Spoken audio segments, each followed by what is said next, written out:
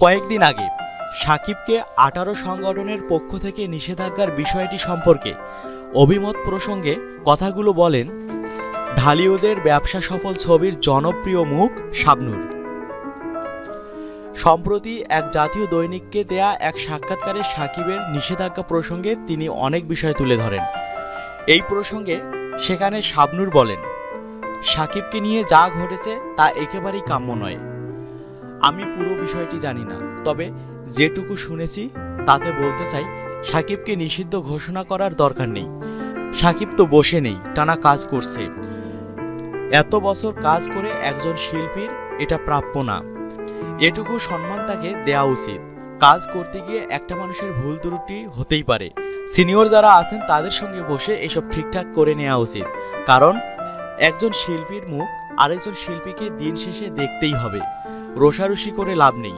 আমরা আর্টিস্ট যারা আছি তারা সবাই এক।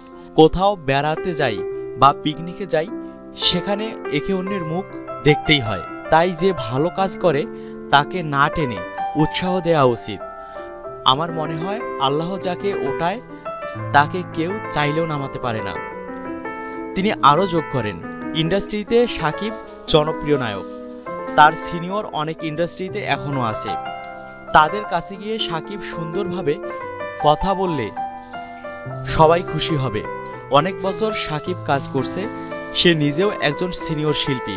অন্যদিকে পরিচালক ও প্রযোজকরা অনেক সিনিয়র। তাদের সঙ্গে বসে কোনো বিষয় নিয়ে ঠিক করে নিতে পারবে, কারণ প্রযোজক, পরিচালক ও শিল্পী সবাই মিলেই একটি টিম ওয়ার্ক। আমি অনেক বছর কাজ করেছি, পাবলিক ভালোবাসে বলেই আমি শাবনূর হতে পেরেছি। এখানে দর্শকের বিরাট অবদান আছে।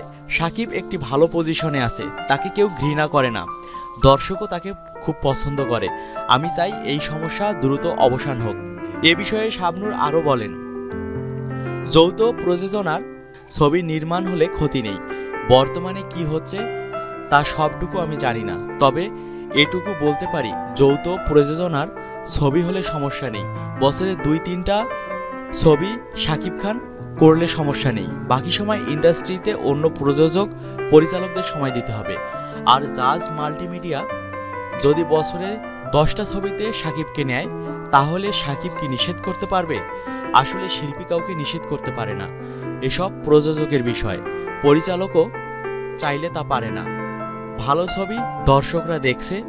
যৌথ প্রযোজনার পাশাপাশি আমাদের দেশীয় প্রোডাকশনেও ভালো ছবি বেশি প্রয়োজন।